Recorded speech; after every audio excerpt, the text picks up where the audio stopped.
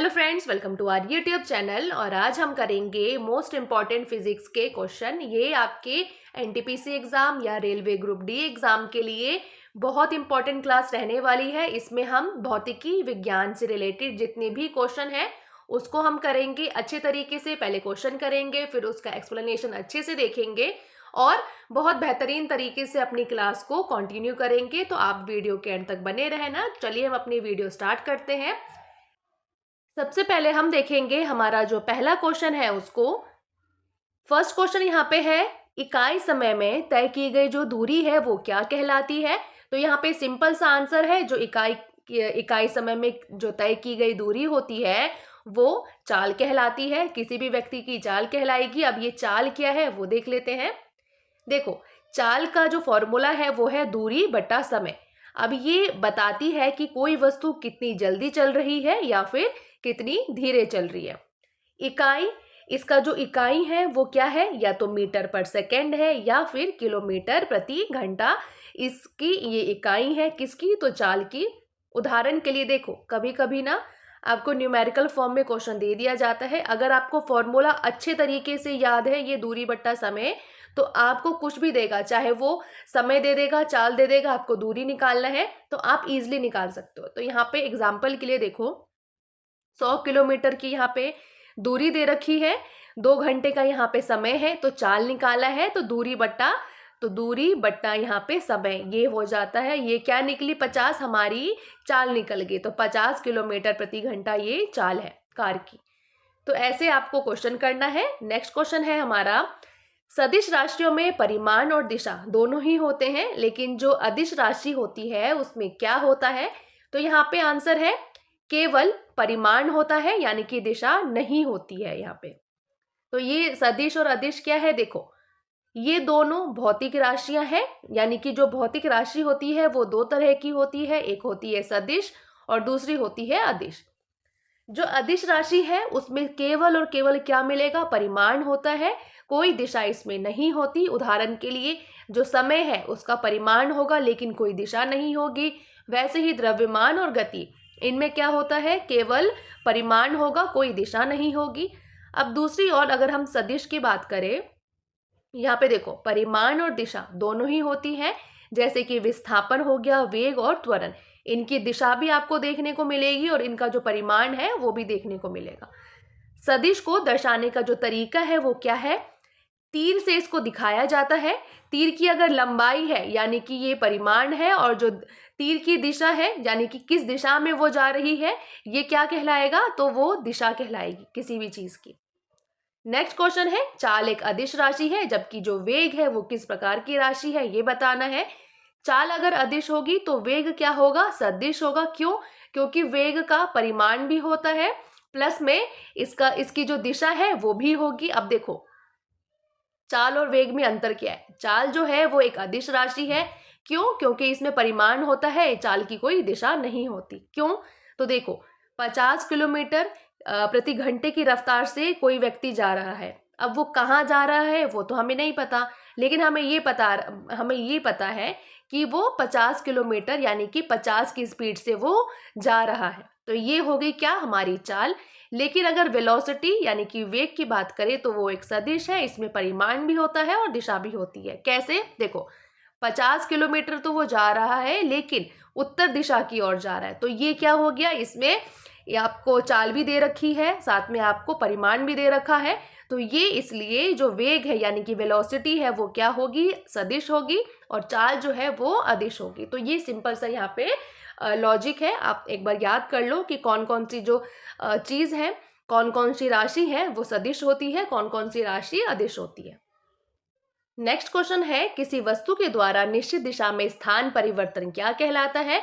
तो यहाँ पे आंसर है, जो स्थान परिवर्तन होगा वो क्या होगा, विस्थापन कहलाएगा। अब ये विस्थापन क्या है, तो देखो अगर आप विस्थापन, देखो जीरो भी हो सकता है। जैसे कि अगर आप अपने घर से निकले और आपने पूरे दुनिया का एक पूरा गोला एक चक्कर लगाया, तो आप फिर से अपने घर में जहाँ से चले थे और वहीं पे आके आप रुक गए हो, तो इस स्थिति में जो विस्थापन है वो क्या होगी, वो ज़ीरो होगी। यानी कि विस्थापन ज़ीरो हो सकती है, लेकिन जो चाल है या फिर वेग है, ये सभी चीज़ें कभी भी ज़ीरो नहीं होती, और जो दूरी है वो भी कभी ज़ीरो नहीं होगी। यानी कि अगर आपको यहाँ पे बोले कि कितनी दूरी आप चले हो, तो जितना भी आप चले होगे उसका आप ऐड ऑन करके आप निकाल सकते हो कि इतनी दूरी आप चले हो। लेकिन अगर विस्थापन का पूछे कि आप जिस दिशा में गए थे, जिस जगह से गए थे और उसी जगह पे आप वापस आ गए हो, चाहे आप 4 दिन में आओ, 5 दिन में आओ, लेकिन आप वहीं पे आ गए हो, तो इस स्थिति में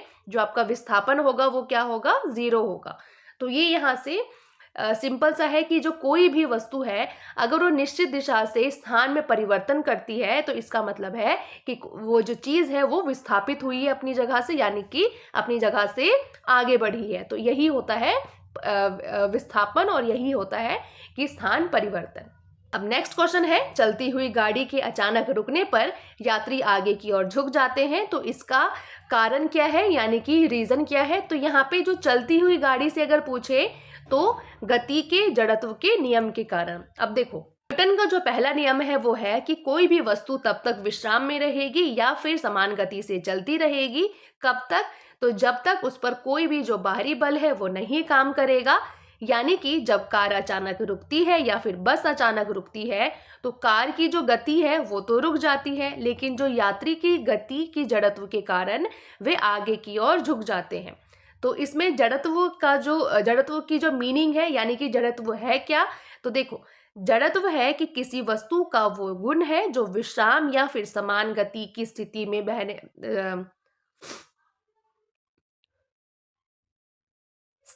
बने रहने से रोकता है। यानी कि अगर वो विश्राम है तो वो विश्राम ही रहना चाहता है, अगर वो समान गति में चल रहा है तो वो समान गति में ही चलना चाहता है, और अगर आप कोई बाहर से फोर्स लगाते हो तो वो अपनी अवस्था में बदलता है और अचानक से झटका लगता है, और इसी कारण जो यात्री है वो आगे की ओर या फिर पीछे की ओर गिर जाते हैं। नेक्स्ट क्वेश्चन है, विस्थापन शून्य हो सकता है लेकिन जो तय की गई दूरी है वो कैसी होती है। तो यहाँ पे देखो, विस्थापन तो शून्य हो सकता है, ये हमने अभी पढ़ा था, लेकिन जो दूरी होगी वो कभी कभी किसी किसी स्थिति में शून्य हो सकती है, अदरवाइज वो शून्य नहीं होती। अब यहाँ पे देखो, विस्थापन शून्य तो हो सकता है, लेकिन जो तय की गई दूरी है वो हमेशा शून्य या फिर उससे बड़ी या फिर कुछ ना कुछ दूरी वहां पे होगी। तो यही बता रहा है कि जो विस्थापन है वो तो जीरो होगा, वो हो सकता है, वो माइनस भी हो सकता है, वो पॉजिटिव भी हो सकता है, वो जीरो भी हो सकता है, लेकिन जो दूरी है वो कुछ ना कुछ होगी वहां पे दूरी। तो देखो क्या है यहाँ पे कि दूरी पूरा रास्ता है वो उसको मापती है, चाहे वस्तु वापस क्यों ना आए। जैसे हमने देखा था कि जो विस्थापन है, हम यहाँ पे चले और हम चलते चलते चलते फिर से हम यहाँ आके, और फिर से हम यहाँ पे वहीं पे आके खड़े हो गए जहाँ से हम चले थे। तो इस स्थिति में जो विस्थापन है वो तो जीरो हो जाएगी, लेकिन जो दूरी है वो पूरी यहाँ से यहाँ तक कितने किलोमीटर चले हो वो सभी यहाँ पे काउंट होगी। तो जैसे एक जो व्यक्ति है वो 3 मीटर पूर्व की ओर और 3 मीटर पश्चिम की ओर, यानी कि पहले वो पूर्व की ओर 3 मीटर चलता है और फिर वो पश्चिम की ओर 3 मीटर चलता है। तो इस स्थिति में जो विस्थापन है वो तो शून्य हो जाएगा, लेकिन जो दूरी है वो 6 मीटर वो चला है पूरी दूरी। तो यही है मेन डिफरेंस। नेक्स्ट क्वेश्चन है, डंडे से प्रहार करने पर कोट की जो धूल है वो क्यों झड़ जाती है। तो यहाँ पे आंसर है बी, विराम के जड़त्व के नियम के कारण। अब ये क्या है, तो देखो यहाँ पे आंसर है विराम के जड़त्व के नियम के कारण। अब देखो, धूल की भी एक जड़त्व होती है, यानी कि धूल विश्राम या फिर रुकने की स्थिति में रहना चाहती है, और जब तक उस पर कोई बाहरी बल नहीं लगता तब तक वो विश्राम ही रहेगी या फिर वो रुकी हुई अवस्था में ही कोट पर लगी हुई रहेगी। लेकिन कोट को हिलाने पर क्या होता है, डंडे से कोट को हिलाया जाता है, यानी कि बाहर से फोर्स होता है और कोट हिल जाता है, लेकिन धूल अपनी जगह पर बनी रहती है, क्योंकि उसकी जो जड़त्व है वो इस कारण जो धूल है वो अपनी जगह पे रहती है। कोट हिलने से धूल कोट से अलग होकर गिर जाती है, यानी कि बाहर से फोर्स लगता है और कोट है वो कोर से जो धूल है वो गिर जाती है। तो यही होता है जड़त्व के नियम, यानी कि न्यूटन का एक नियम है, पहला नियम, जिसमें गति का जो जड़त्व है वो बताया जाता है कि कोई जो गाड़ी है वो रुकेगी, अचानक से चलेगी तो यात्री पीछे की ओर झुक जाएंगी, अगर चलती हुई गाड़ी अचानक से रुकती है तो जो व्यक्ति है वो आगे की ओर झुक जाएंगे। तो ये सभी चीज़ें क्या होती है, जड़त्व के कारण ही होती है। नेक्स्ट क्वेश्चन है, रुकी हुई गाड़ी के अचानक चलने पर यात्री जो है वो पीछे की ओर क्यों झुक जाते हैं? तो यहाँ पे आंसर है विराम के जड़त्व के कारण। अब ये क्या है तो देखो, इसका कारण है विराम के जड़त्व के कारण, यानी कि जब गाड़ी रुकी हुई होती है तो यात्री भी रुकी हुई अवस्था में होते हैं, यानी कि उस स्थिति में जो जड़त्व है उनकी क्या होती है, वो रुकी हुई होती है, विश्राम अवस्था में होती है। लेकिन अचानक गाड़ी चलने पर जो यात्री है अपनी जगह पर बने रहने की कोशिश करते हैं, परिणाम क्या निकलता है कि यात्री जो है पीछे की ओर झुक जाते हैं। नेक्स्ट क्वेश्चन है, न्यूटन के प्रथम नियम के नियम से किस चीज को परिभाषित यहाँ पे किया गया है, यानी सिर्फ यही बताना है यहाँ पे सिंपल सा कि जो न्यूटन है, न्यूटन के प्रथम नियम में किस चीज की परिभाषा दी गई है। तो यहाँ पे हम बार बार पढ़ रहे हैं, विराम के जो विराम अवस्था में जो जड़त्व होता है या फिर जो गतिज में जड़त्व का नियम होता है, तो यही है जड़त्व की जो परिभाषा है वही बताता है क्या, तो न्यूटन का जो प्रथम नियम है वो। अब देखो ये क्या है, जब विश्राम में हो कोई वस्तु या फिर समान गति से चल रही हो तो जड़त्व उसी स्थिति में उसे बनाए रखने की कोशिश करता है, ये हमने पढ़ लिया। जड़त्व का जो मूल कारण है वो है वस्तु का द्रव्यमान, यानी कि जो जड़त्व है वो किस पर डिपेंड करता है, वो करता है कोई भी वस्तु है उसका जो भार कितना है उस पर डिपेंड करता है। जैसे कि अधिक द्रव्यमान वाली कोई वस्तु होगी तो उसका जो जड़त्व है वो ज्यादा होगा, कम द्रव्यमान की कोई वस्तु होगी तो उसका जो जड़त्व है वो कम होगा। अब यहाँ पे न्यूटन का जो प्रथम नियम है वो सिर्फ यही कहता है कि कोई भी वस्तु तब तक अपनी स्थिति में बनी रहेगी जब तक उस पर कोई बाहर से बल नहीं लगता। नेक्स्ट क्वेश्चन है, किसी वस्तु के द्रव्यमान और वेग के गुणनफल को क्या कहते हैं? तो यहाँ पे आंसर है संवेग कहते हैं। अब ये क्या है देखो, किसी वस्तु के द्रव्यमान यानी कि मास और वेग वेलोसिटी का जो गुणनफल है वो संचालन या फिर मोमेंटम कहलाता है। फॉर्मूला क्या है इसका, तो P संचालन है, M इसका द्रव्यमान है और V क्या है, वेलोसिटी। संचालन क्या है, एक सदिश राशि है, इसका परिमाण और दिशा दोनों होती है। जैसे कि ज्यादा द्रव्यमान हो या फिर ज्यादा वेग हो तो संचालन कितना होगा, वो भी ज्यादा होगा। नेक्स्ट क्वेश्चन है, न्यूटन के द्वितीय नियम के अनुसार जो संवेग में परिवर्तन की जो दर है किसके समानुपाती होती है? तो यहाँ पे आंसर है बल के समानुपाती होती है। देखो, न्यूटन के द्वितीय नियम के अनुसार जो बल है वो संवेग में परिवर्तन की दर है। अब यहाँ पे देखो, संवेग का जो परिवर्तन है बल की दिशा में होता है, यानी कि जिस दिशा में आप बल लगाओगे वस्तु उसी दिशा में तेज होगी। ये इंपॉर्टेंट नहीं है, आपका न्यूमेरिकल फॉर्म में अगर फॉर्मूला पूछे तो आप ये याद कर सकते हो। अदरवाइज आगे अगर हम वन लाइनर के फॉर्म में देखें तो यहाँ पे ये है कि ये जो नियम है वो ये बताता है कि जो कोई वस्तु है कितना उसको बल चाहिए ताकि जो उसका वेग है वो बदले और उसमें जो त्वरण है वो उत्पन्न हो सके। तो ये जो दूसरा नियम है न्यूटन का, ये सिर्फ सिंपल ये बताता है कि जो बल है वो संवेग में जो परिवर्तन की जो दर है, किस दर से वो जो परिवर्तन होगा वो उसके बराबर होती है, किसके, तो बल के बराबर होती है। आप ये याद कर लो बस। नेक्स्ट क्वेश्चन है, कोई बल किसी वस्तु पर बहुत कम समय के लिए कार्य करे तो बल और जो समय है उसका गुणनफल क्या कहलाता है? तो यहाँ पे आंसर है आवेग कहलाता है। बी यहाँ पे आंसर है, जब कोई बल किसी वस्तु पर बहुत कम समय के लिए कार्य करता है तो उसका जो प्रभाव है वो क्या कहलाता है? आवेग कहलाता है।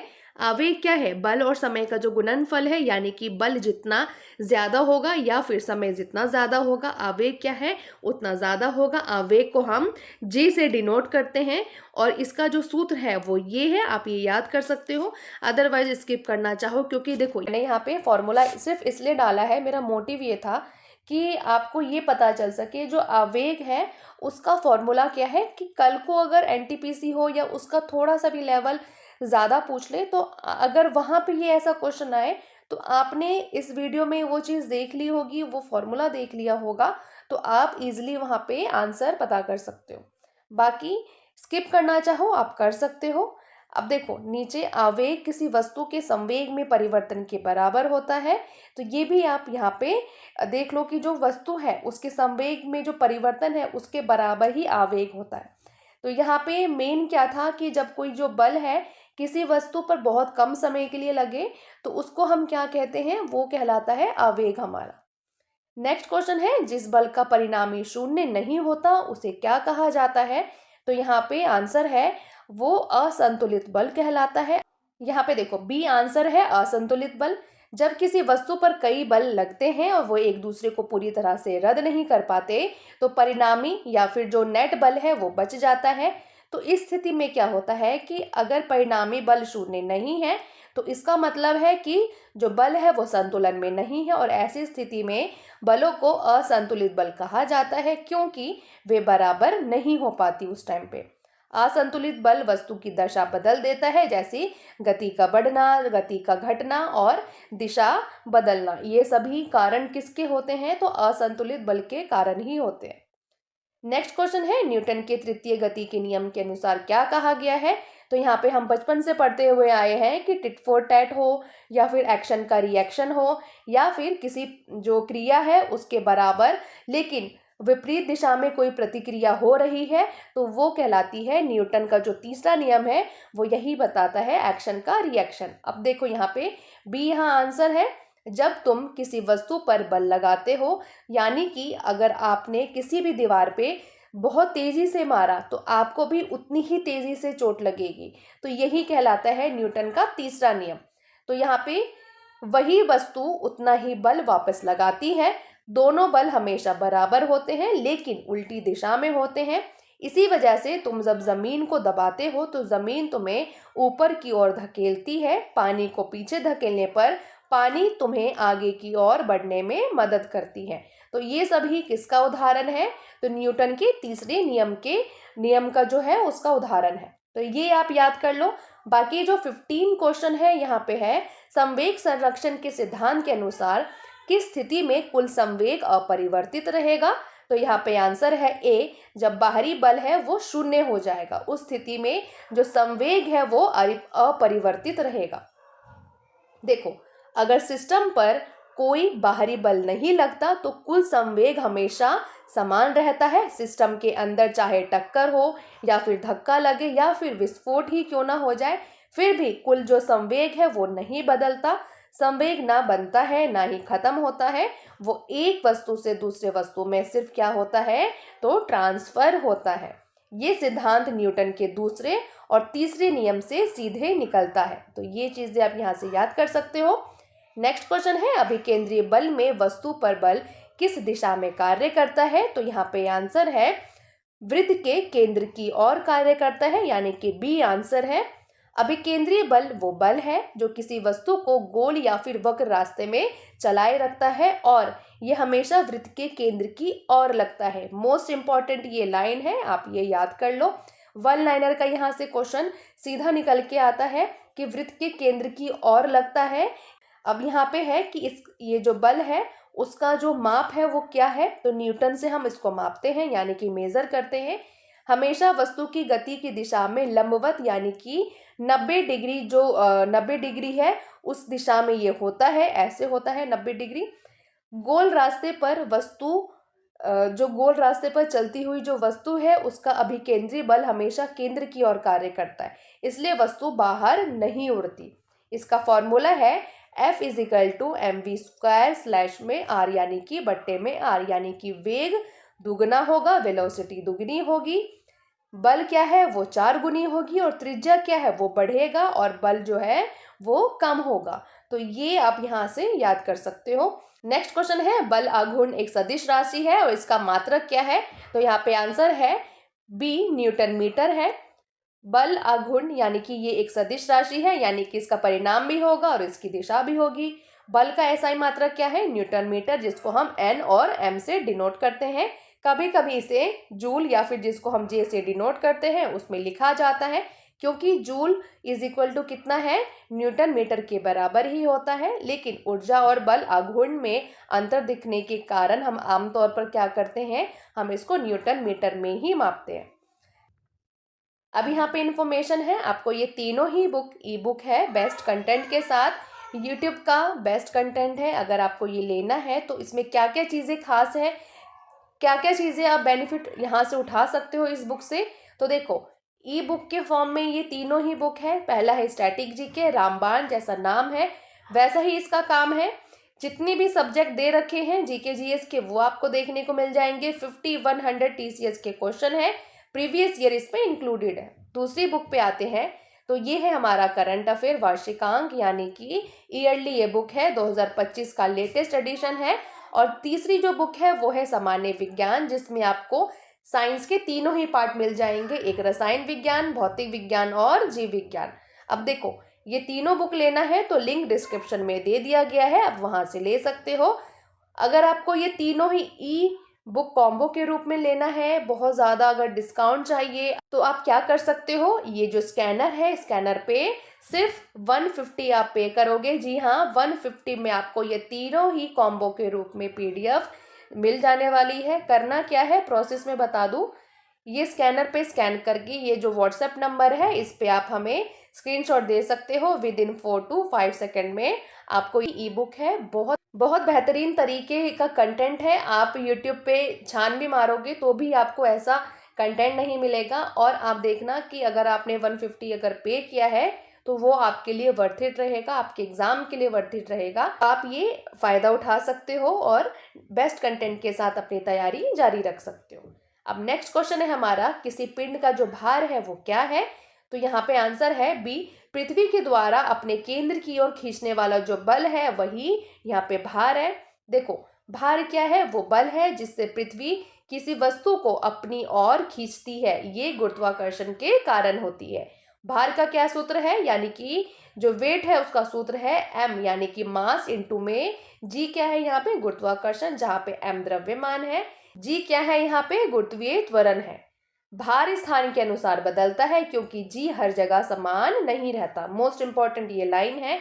जैसे पृथ्वी पर भार जो चंद्रमा पे जो भार होगा वो पृथ्वी से 6 गुना कम होगा, यानी कि अगर आपका यहाँ पे 50 किलो वेट है पृथ्वी पे तो 6 गुना इसका आप लगा दो कम कहाँ होगा, तो चांद पे, वहां पे आपको 6 गुना कम वजन के आप होगे। आप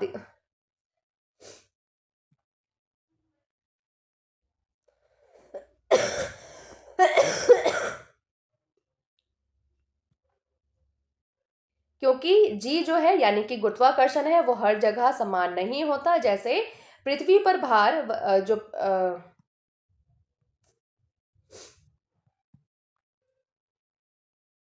क्योंकि जी हर जगह समान नहीं होता, जैसे चंद्रमा पर जो भार है पृथ्वी से 6 गुना कम होता है। भार का अगर ऐसा ही मात्रक पूछे तो वो है न्यूटन, यानी कि इसे स्प्रिंग बैलेंस से मापा जाता है। तो ये आप याद कर सकते हो।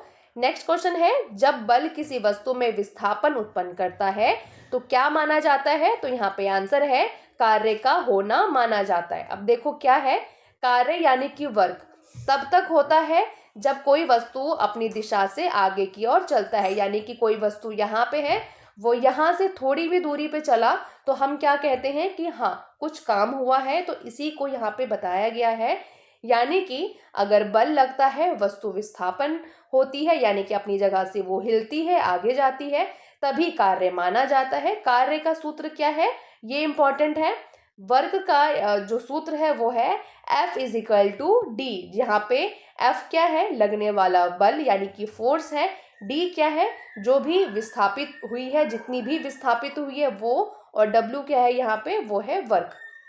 नेक्स्ट क्वेश्चन है, कार्य की माप किसके गुणनफल के बराबर है। तो यहाँ पे आंसर है लगाया गया जो बल है और बल की जो दिशा में विस्थापन है वो इसका गुणनफल है, यानी कि ये फॉर्मूला है W is equal to F into में D। ये अभी हमने पढ़ा था, इससे जस्ट एक क्वेश्चन पहले।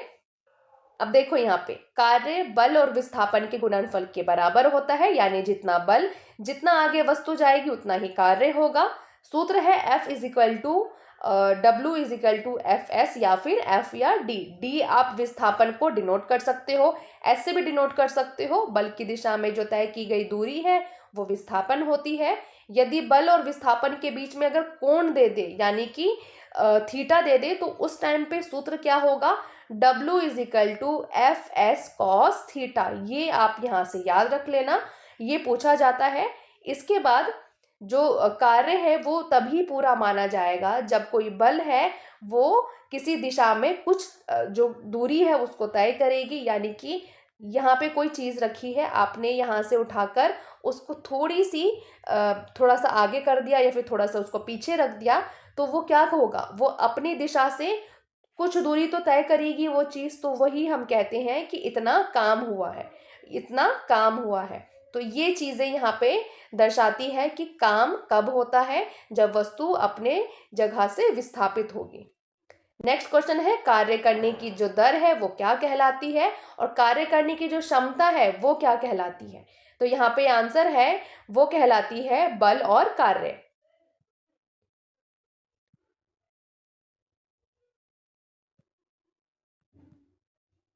नेक्स्ट क्वेश्चन है, कार्य करने की जो दर है वो क्या कहलाती है और कार्य करने की जो क्षमता है वो क्या कहलाती है। तो यहाँ पे आंसर है शक्ति और ऊर्जा कहलाती है। अब देखो, शक्ति यानी कि पावर का मतलब है कितनी तेजी से कोई काम किया जा रहा है, यानी कार्य करने की जो दर है वो होती है शक्ति। ऊर्जा यानी कि एनर्जी का क्या मतलब है, काम करने की जो क्षमता है, यानी किसी वस्तु या व्यक्ति में कितना काम करने का सामर्थ्य है, कितनी कैपेसिटी है, उसको कहते हैं ऊर्जा। नेक्स्ट क्वेश्चन है, सिस्मोग्राफ का उपयोग किसको मापने के लिए किया जाता है। तो यहाँ पे आंसर है भूकंप मापने के लिए किया जाता है। सिस्मोग्राफ का उपयोग भूकंप या फिर किसी जमीन की जो कंपन है उसको मापने के लिए, रिकॉर्ड करने के लिए किया जाता है। ये भूकंप से बनने वाली जो भूकंपीय तरंगे है उसका पता लगाता है, यानी कि जो सिस्मिक वेव है उसका पता लगाता है। जमीन की गति को ये सिस्मोग्राम नाम से ग्राफ के रूप में रिकॉर्ड करता है, यानी कि जमीन में जो भी गति होगी उसको ये किस नाम से रिकॉर्ड करेगा, तो सिस्मोग्राम के नाम से ये ग्राफ पे रिकॉर्ड करेगा। और फिर ये बताता है कि भूकंप की जो तीव्रता है, भूकंप कौन से स्थान से उत्पन्न हुआ था और इसकी अवधि, यानी कि कितने समय तक ये, कितने समय के लिए भूकंप आया था। तो ये सभी पता किससे चलता है, हमें सिस्मोग्राफ। नेक्स्ट क्वेश्चन है, वो कौन सा उपकरण है जो वायुमंडल में विद्युत चुंबकीय ऊर्जा की पल्स भेजकर वर्षा का पता लगाता है, उसकी गति व तीव्रता मापता है और ये भी बताता है कि वर्षा होगी या बर्फ पड़ेंगे या फिर ओले होंगे। ये सभी जो पूर्वानुमान है वो कौन करता है, ये है डॉल्फर मौसम रडार लगाता है। अब डी यहाँ पे आंसर है, उद्देश्य है वर्षा और अवक्षेपण, बारिश, बर्फ और ओले के प्रकार का ये पता लगाता है। काम कैसे करता है, वायुमंडल में विद्युतीय जो चुंबकीय ऊर्जा के स्पंद यानी कि पल्सेस को भेजकर ये वर्षा का पता लगाता है। रडार आसमान में छोटी छोटी जो तरंगे हैं उसको भेजता है, वो चीज़ों से टकराकर वापस लौट जाती हैं और वहीं से हम पता लगाते हैं कि वर्षा का प्रकार क्या है। यहाँ पे देखो, वर्षा की गति, वर्षा की तीव्रता और वर्षा का प्रकार, यानी कि बारिश होगी, बर्फ आएगा या फिर ओले पड़ेंगे, इन सभी का यहाँ पे ये अंदाजा लगाता है, यानी कि फोरकास्ट करता है। महत्वपूर्ण है, इंपॉर्टेंट क्यों है, मौसम के पूर्वानुमान और चेतावनी प्रणालियों के लिए ये उपयोग किया जाता है। वर्षा पैटर्न का वास्तविक समय डेटा प्रदान करता है। मौसम गंभीर की जो घटनाएं हैं उसकी भविष्यवाणी में ये मदद करता है। नेक्स्ट क्वेश्चन है, चाकू से काटे जाने वाली जो धातु है वो कौन सी है। तो यहाँ पे आंसर है सोडियम है, यानी कि सोडियम है, नरम धातु है। सोडियम और पोटेशियम दोनों ही नरम धातुएं होती हैं, इसलिए इन्हें आसानी से चाकू से काटा जाता है। रंग और रूप कैसा होता है, सोडियम चांदी, जो चांदी सफेद रंग की ये धातु होती है। मोल्डेबल होती है, यानी कि इसको आसानी से हथेली या फिर उपकरण से आकार दिया जा सकता है। डक्टाइल होती है, यानी कि पतली तार की तरह इसको खींचा जा सकता है। संचालन क्या है, ये गर्मी और बिजली का सुचालक है, अच्छा चालक माना जाता है। प्रतिक्रियाशीलता क्या है, सोडियम बहुत प्रतिक्रियाशील है, क्षार धातु के समूह में आता है। और इसमें क्या है कि स्थानिक रूप क्या है, ये प्रकृति में खुद से नहीं मिलती है, इसे यौगिक के रूप में तैयार किया जाता है। इसका जो रसायन पहचान है वो Na है, और अगर हम परमाणु क्रमांक बोले तो इसका ये 11 है। नेक्स्ट क्वेश्चन है, मनुष्य को ध्वनि कंपन की अनुभूति किस आवृत्ति सीमा में होती है? तो यहाँ पे आंसर है 20 से 20,000 हर्ट्ज की आवृत्ति सीमा में होती है। देखो, मनुष्य लगभग 20 हर्ट्ज से 20,000 जो हर्ट्ज या फिर उसको हम 20 किलो हर्ट्ज भी कहते हैं, उस तक की ध्वनि वो सुन सकता है। ये सीमा व्यक्ति दर व्यक्ति थोड़ी सी भिन्न हो सकती है, लेकिन लगभग अगर हम बोले तो यही होती है। उम्र बढ़ने के साथ जो ऊंची आवृत्ति सुनने की जो क्षमता है वो कम हो सकती है। 20 हर्ट्ज के नीचे की जो आवृत्ति है आमतौर पर उसको हम सुन नहीं सकते, लेकिन बहुत तेज होने पर कंपन के रूप में हम महसूस कर सकते हैं। अब यहाँ पे देखो, 20,000 हर्ट्ज से ऊपर की जो आवृत्ति है मानव का जो कान है उसे नहीं सह सकता, नहीं सुन सकता। नेक्स्ट क्वेश्चन है, निकट दृष्टि दोष में पीड़ित जो व्यक्ति है चश्मे में कौन सा लेंस का प्रयोग करेगा? तो यहाँ पे आंसर है अवतल लेंस का प्रयोग करेगा। अब ये देखो क्या है इसकी विशेषता। इसमें व्यक्ति दूर की जो चीजें हैं वो स्पष्ट रूप से नहीं देख सकता। अगर दृष्टि दोष है, अगर वो उसको निकट दृष्टि दोष है तो वो दूर की चीजें नहीं देख सकता। अगर उसको दूर दृष्टि दोष है तो वो पास की चीजें नहीं देख सकता। तो यहाँ पे ये चीजें उल्टी होती है। आप एक बार अच्छे से पढ़ना जब भी क्वेश्चन आए एग्जाम में या फिर कहीं पे भी, कि जो निकट दृष्टि दोष है उसमें व्यक्ति दूर की जो चीजें हैं उसको साफ तरीके से नहीं देख सकता। उपयोग क्या है? इसमें जो अवतल लेंस है जिसको हम कनकेव लेंस कहते हैं उसको हम चश्मे में लगाते हैं, यानी कि जो हमारे चश्मे का फ्रेम होता है उसमें अवतल लेंस का यूज होता है। इसकी विशेषता क्या है? केंद्र इसका पतला होता है और किनारे इसके मोटे होते हैं, जिस कारण जो प्रकाश की किरणें हैं वो डाइवर्ज हो जाती है, यानी कि फैलती है। और कार्यप्रणाली क्या है? किरणें रेटिना पर सही बिंदु पर मिलती है जाकर और स्पष्ट और साफ प्रतिबिंब दिखाई देता है। तो इसीलिए जो जिसको निकट दृष्टि दोष है वो किस लेंस का उपयोग करता है? तो अवतल लेंस का उपयोग करता है। नेक्स्ट क्वेश्चन है, दूरबीन का आविष्कार किसने किया था? तो देखो यहाँ पे कंफ्यूजिंग होगा। यहाँ पे वैसे आंसर है ऑप्शन में दे रखा है गैलीलियो, तो यहाँ पे आप गैलीलियो पे टिक लगाओगे। अदरवाइज देखो, गैलीलियो गैलीली ने 1609 में दूरबीन में सुधार किया था। इसका उपयोग आकाश के अध्ययन के लिए किया था। तो ऑप्शन में गैलीलियो गैलीली था, इसलिए मैंने यहाँ पे आंसर बताया गैलीलियो गैली। लेकिन अगर दूरबीन का आविष्कार असल मायने में पूछे तो वो थे हॉलैंड के आविष्कारक, यानी कि हॉलैंड के वैज्ञानिक हंस लिपर्सी ने 1608 में इसका आविष्कार किया था। लेकिन गैलीलियो ने इसे खगोल अवलोकन के लिए पहली बार इसका अच्छे तरीके से इस्तेमाल किया था। तो ऑप्शन में अगर हंस लिपर्सी आए तो आप हंस लिपर्सी पे टिक लगाओगे, अदरवाइज गैलीलियो गैलीली पे लगाओगे। नेक्स्ट क्वेश्चन है, निम्न में से कौन सा माध्यम से जो ध्वनि है उसमें सबसे ज्यादा तेजी से वो होकर गुजरेगी? तो ध्वनि सबसे ज्यादा अगर तेजी से होकर गुजरेगी तो वो है लकड़ी में, यानी कि ठोस में। देखो, अब देखो, ठोस यानी कि ध्वनि की जो गति है सबसे ज्यादा तेज होगी। स्टील में उदाहरण के लिए है कि 5120 यहाँ पे स्टील में गति उतनी रफ्तार से ध्वनि जो है वो उत्पन्न होती है। ठोस में हवा और पानी की तुलना में सबसे ज्यादा यही होती है। तरल में अगर पूछे तो गति ठोस से धीमी होती है, लेकिन गैस से ज्यादा होती है। गैस की पूछे तो सबसे कम इसी में होती है। आंसर है हवा। यहाँ पे एग्जाम्पल है गैस का, लेकिन सबसे ज्यादा अगर ध्वनि पूछे तो ठोस में ही सबसे ज्यादा गति से जो ध्वनि है वो जाती है। तो ये यहाँ पे आप याद रखना, सबसे पहले ठोस है, फिर उसके बाद तरल है, उसके बाद लास्ट में गैस है। नेक्स्ट क्वेश्चन है, डायनेमो एक मशीन है जिसका कार्य क्या होता है? तो यहाँ पे आंसर है जो विद्युत ऊर्जा है उसको यांत्रिक ऊर्जा में परिवर्तन करना डायनेमो का ये मुख्य जो काम है वो है। अब डायनेमो क्या है? डायनेमो यांत्रिक ऊर्जा को विद्युत ऊर्जा में बदलने का एक उपकरण है। फैराडे का जो नियम है वो क्या है? चुंबक और जो कॉइल है उसके हिलने से करंट पैदा होता है। ये है फैराडे का नियम। ये वन लाइनर का क्वेश्चन है, आप याद रख लो। ऑप्शन में 3-4 नियम दे देगा और उसमें पूछेगा कि कौन सा जो वैज्ञानिक है उसका ये नियम है। तो फैराडे का ये नियम है, जिसमें वो कहते हैं कि जो चुंबक है और जो कॉइल है उसको अगर हिलाओगे तो करंट पैदा होगा। और फ्लेमिंग एक वैज्ञानिक है दूसरे, उनका राइट हैंड का एक रूल है, उसमें क्या है कि करंट की दिशा बताते हैं। जिसमें से जो अंगूठा है वो मोशन बताएगा, पहली उंगली मैग्नेटिक फील्ड बताएगी और जो बीच की उंगली है वो करंट को डिनोट करेगा। तो ये दो वैज्ञानिक है, दोनों का जो नियम है वो आप याद रख लो। जो डायनेमो है यहाँ पे क्या है, एक यांत्रिक ऊर्जा को विद्युत ऊर्जा में बदलने का एक उपकरण है, यानी कि मशीन है।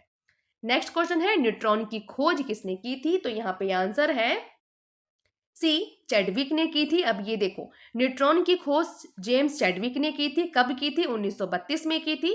न्यूट्रॉन एक ऐसा कण है जो किसी भी जो कोई चार्ज नहीं होता, यानी कि जिस पर कोई चार्ज नहीं होता। न्यूट्रॉन परमाणु नाभिक में पाया जाता है, यानी कि वो केंद्र में पाया जाता है। चैडविक को इसके लिए 1935 में, यानी कि 3 साल के बाद इनको नोबेल का पुरस्कार मिला था। नेक्स्ट क्वेश्चन है नाभिकीय रिएक्टरों में ऊर्जा कैसे उत्पन्न होती है? तो यहाँ पे आंसर है नियंत्रित विखंडन के द्वारा होती है। अब देखो, नाभिकीय रिएक्टर का जो ईंधन है उसको क्या कहते हैं? यूरेनियम, जिसको हम यू 235 से डिनोट करते हैं। ये नाभिकीय रिएक्टर का ईंधन होता है। ये भी वन लाइनर का क्वेश्चन है। जो यू 235 है वो विखंडन क्षमता सबसे पहले वो उसमें बढ़ाई जाती है। जब न्यूट्रॉन 235 से टकराते हैं तो नई न्यूट्रॉन की जो श्रृंखला है वो बनती है अंदर। श्रृंखला को नियंत्रित करने के लिए जो वैज्ञानिक है वो क्या करते हैं? कैडमियम या फिर जो बोरॉन है उसकी छड़ें अंदर डालते हैं, उसको हिलाते हैं, ताकि जो न्यूट्रॉन है, जो नए नए न्यूट्रॉन बन रहे हैं, उसको हम नियंत्रित कर सके। अभिक्रिया को नियंत्रित करने के लिए हम ये करते हैं, छड़ी डालते हैं उसके अंदर। फिर क्या होता है, ये जो छड़े हैं धीरे धीरे बाहर निकालते हैं, ऊर्जा लगातार आपस में मिलती रहे। ऊष्मा जो है पानी को भाप में बदल देती है, भाप से टरबाइन घूमते हैं और टरबाइन क्या करती है? तो बिजली बनाती है। अब भाप से फिर से संघनित यानी कि पानी में बदलकर ये पूरा जो चक्र है फिर से ये दोबारा रिपीट होता है। तो यही होता है चक्र में। सबसे पहले हम नाभिकीय रिएक्टर में ईंधन डालते हैं, फिर उसमें छड़ी डालते हैं, छड़ी डालने के बाद उसको नियंत्रित करते हैं, धीरे धीरे वो पानी भाप बनता है, भाप टरबाइन को घुमाते हैं और जो टरबाइन है वो क्या करते हैं? बिजली को बनाते हैं। फिर से वो जो भाप है वो क्या होता है? फिर से पानी के रूप में हो जाता है। नेक्स्ट क्वेश्चन है मनुष्य के लिए जो मानक ध्वनि स्तर है वो कितना है? तो यहाँ पे आंसर है 60 डीबी के करीब होता है ये। अब देखो, मानवों के लिए जो सुरक्षित ध्वनि स्तर है वो आमतौर पर 60 डेसिबल होता है। 70 से कम ध्वनि स्तर लंबे समय तक हम सुनी जा सकती है, ये हानिकारक नहीं होती। 85 डेसिबल से अधिक जो ध्वनि है लंबे समय तक अगर हम संपर्क में रहेंगे तो हमें स्थायी श्रवण हानि यानी कि टेम्परेरी रूप से हमारे कानों में हानि हो सकती है। डेसिबल, जिसको हम डीबी से डिनोट करते हैं, ध्वनि की तीव्रता मापने की एक इकाई है और हर 10 डेसिबल की जो वृद्धि है उसमें क्या होती है? वो 10 गुना अधिक तीव्रता की ओर बढ़ जाती है। यानी कि 60 डीबी है, अगर इससे 70 डीबी में जाओगे तो इसमें जो तीव्रता है वो 10 गुनी बढ़ गई होती है। तो यही यहाँ पे दिया गया है। तेज आवाज से कान की जो बाल कोशिकाएं हैं उसको नुकसान हो सकता है, जिससे क्या होगा? श्रवण हानि यानी कि सुनने में हमें दिक्कत होगी। और इससे क्या होगा? हमें तनाव होगा, हमें स्ट्रेस होगा, हमें नींद में गड़बड़ी होगी और हृदय संबंधी जो समस्याएं हैं वो भी आ सकती है। निवारण क्या है? इसके निवारण के लिए हम ईयर प्लग का इस्तेमाल कर सकते हैं, ईयर मफ का प्रयोग कर सकते हैं। नेक्स्ट क्वेश्चन है डॉल्फर प्रभाव किससे संबंधित है? तो यहाँ पे आंसर है ए, ध्वनि से संबंधित है। डॉल्फर प्रभाव तब होता है जब ध्वनि वाला जो स्रोत है या सुनने वाला जो है वो हिल रहा हो। इसमें ध्वनि की जो पिच है वो बदलती रहती है ऐसे। उदाहरण के लिए गाड़ी की जो हॉर्न है पास आती है तो आवाज ऊंची हो जाती है, दूर जाती है तो नीचे हो जाती है।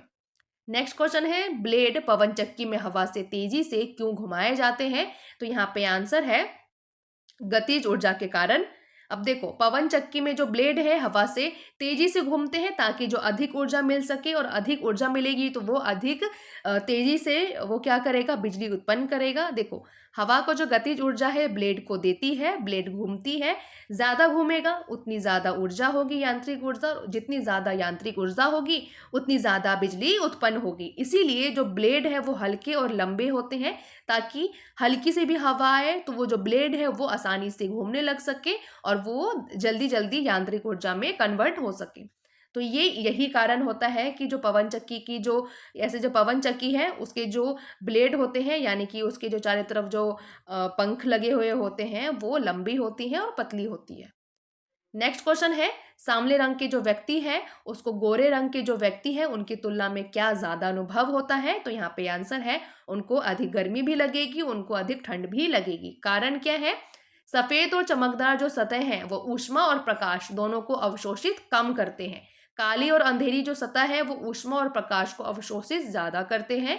सांवली त्वचा वाले जो लोग हैं गर्मी और ठंड महसूस ज्यादा करते हैं। इसी कारण सफेद रंग का जो प्रयोग है हम क्या करते हैं, घर में रेडिएटर पेंट लगाकर करते हैं। गर्मियों में जो सफेद कपड़ा है हम वो पहनने का ट्राई करते हैं ताकि हमें गर्मी ना लगे।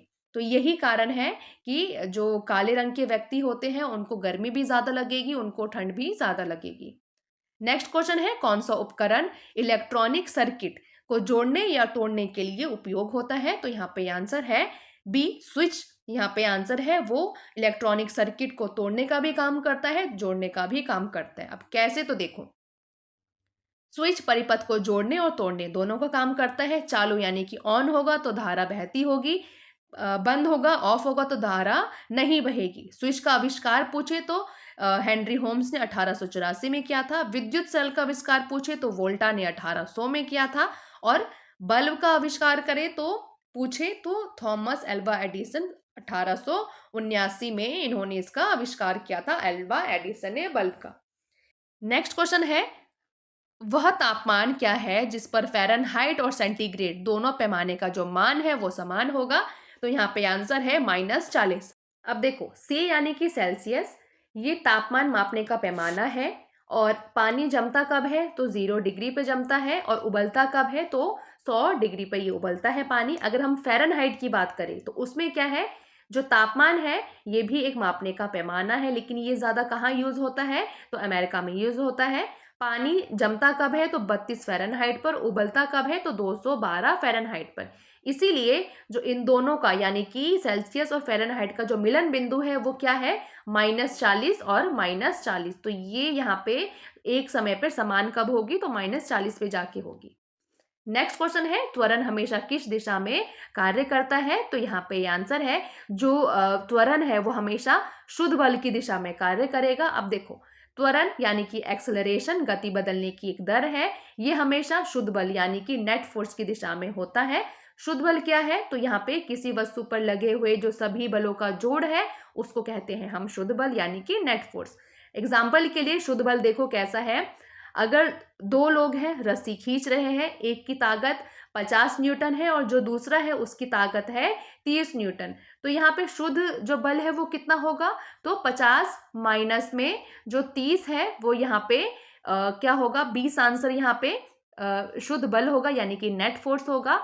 तो वो जो दिशा है उसी दिशा में चलेगी जहाँ पे अधिक बल लगाया जाएगा। तो ये चीज़ें आपको क्लियर है। यहाँ पे शुद्ध बल अगर कभी भी निकालने को भी दे दे तो आपको 2 शुद्ध बल दिए होंगे, उसमें से जो दूसरा वाला है उसको माइनस कर दो तो वो आपका नेट फोर्स निकल के आ जाएगा। नेक्स्ट क्वेश्चन है, परमाणु बम के कार्य में कौन सा सिद्धांत प्रयुक्त होता है? तो यहाँ पे आंसर है परमाणु विखंडन जो है वो इसमें प्रयोग होता है इस सिद्धांत में। अब देखो, बी आंसर है, आधार है नाभिकीय विखंडन यानी कि न्यूक्लियर फिशन, ये इस पर आधारित है। नाभिकीय विखंडन क्या है? भारी परमाणु को जो नाभिक है वो 2 या फिर 2 से अधिक हल्के नाभिकों में विभाजित हो जाता है। बहुत ऊर्जा और न्यूट्रॉन उससे निकलते हैं। इससे क्या हुआ था, जो हिरोशिमा पर जो बम गिराया गया था, ये जापान के दो मतलब राज्य थे, स्टेट थे, वहाँ पे ये गिराया गया था, जिसमें से 6 अगस्त 1945 को लिटिल बॉय के नाम से ये जो बम है वो गिराया गया था। और नागासाकी पर गिराया गया था फैटमैन के नाम से 9 अगस्त 1945 को। ये 2 जगह है जापान में जहाँ से आज तक जो लोग हैं वहाँ के अभी तक भुगत रहे हैं। वहाँ पे अभी भी बच्चे हैं वो ऐसे ही पैदा हो रहे हैं, थोड़े से डिसेबल टाइप के, क्योंकि ये बहुत ज़्यादा मतलब आप इतनी स्ट्रॉन्ग चीज़ है, इतनी खतरनाक चीज़ है कि इतने सालों के बाद भी वहाँ के जो लोग हैं अभी तक उस चीज़ से वापस बाहर नहीं आ पाए। अब यहाँ पे खोज करता है ओटो हॉर्न और फ्रिट्ज, जो स्टार्समैन है 1938 में इन्होंने खोजा था। सैद्धांतिक अगर स्पष्टीकरण पूछे कि इसका सैद्धांतिक जो नाभिकीय विखंडन है उसका स्पष्टीकरण किसने किया था, तो लिज माइटनर और ऑटो रॉबर्ट फ्रिश ने 1939 में किया था, यानी कि 1 साल के बाद किया था। अब यहाँ पे एक क्वेश्चन ये है इंपॉर्टेंट कि इसमें उत्पन्न ऊर्जा, यानी कि ऊर्जा कौन सी उत्पन्न होती है, तो गामा किरणें होती है और रेडियोधर्मी जो ऊर्जा है वो उत्पन्न होती है। नेक्स्ट क्वेश्चन है समुद्र की गहराई मापने के लिए किस इकाई का उपयोग किया जाता है, तो यहाँ पे आंसर है सी, फाथम का उपयोग किया जाता है। देखो सी यहाँ पे आंसर है, समुद्र की गहराई मापने के लिए फैथोमीटर यानी कि फैथोमीटर का उपयोग किया जाता है। ये उपकरण ध्वनि तरंगों की मदद से पानी की गहराई का पता लगाता है। समुद्र की गहराई का लगभग, जो समुद्र की औसत गहराई है वो कितनी है लगभग, तो 12,000 फीट है। महासागर का सबसे गहरा हिस्सा क्या है, चैलेंजर डीप है, जो कि मारियाना ट्रेंच के दक्षिण ओर में पश्चिमी प्रशांत महासागर के नीचे है। पहली माप कब हुई थी, 1875 में ब्रिटिश सर्वेक्षण जहाज HMS चैलेंजर के द्वारा ये की गई थी। आसान शब्द में पूछे तो जो ये फैथोमीटर है वो क्या है, समुद्र की गहराई मापने का एक आधुनिक तरीका है जो ध्वनि तरंगों से दूरी का पता लगाता है। तो ये यहाँ से आप शॉर्ट में याद कर सकते हो। क्वेश्चन है लैम्बर्ट का जो नियम है वो किससे संबंधित है, तो यहाँ पे आंसर है जो लैम्बर्ट का नियम है वो प्रकाश से संबंधित है। बी यहाँ पे आंसर है, ये प्रकाश यानी कि लाइट के बारे में है। जब प्रकाश किसी चीज जैसे कि कांच या फिर पानी से होकर गुजरता है तो उसकी तीव्रता कम हो जाती है। क्यों घटती है, तो देखो जितनी मोटी चीज से प्रकाश गुजरता है उतनी ज्यादा उसकी जो रोशनी है वो घटती है। उदाहरण के लिए पानी में जो दीपक की रोशनी है, जितना गहरा पानी होगा उतनी कम रोशनी दिखाई देगी। नेक्स्ट क्वेश्चन है बैटरी में कौन सा जो विद्युत है ऊर्जा में परिवर्तित करता है, यानी कि बैटरी में क्या चीज परिवर्तित होती है, तो यहाँ पे आंसर है रासायनिक ऊर्जा में वो रासायनिक ऊर्जा में होता है जिसको विद्युत ऊर्जा में परिवर्तित करता है कौन, तो बैटरी। देखो ये यहाँ पे आंसर है। देखो जो बैटरी है वो एक उपकरण है जो कि रासायनिक ऊर्जा को विद्युत ऊर्जा में बदलता है, ये क्लियर है हमें। काम क्या करती है, बैटरी में रासायनिक प्रतिक्रिया से इलेक्ट्रॉनों का प्रवाह होता है।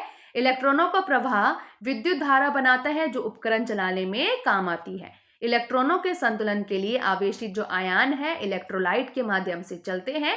संरचना क्या होती है बैटरी की, बैटरी एक या कई विद्युत कोशिकाओं से बनी हो सकती है। आविष्कार और वर्ष कब था, यानी कि बैटरी का अगर आविष्कार पूछे तो वो है वोल्टा, 1800 में इन्होंने बैटरी का आविष्कार किया था।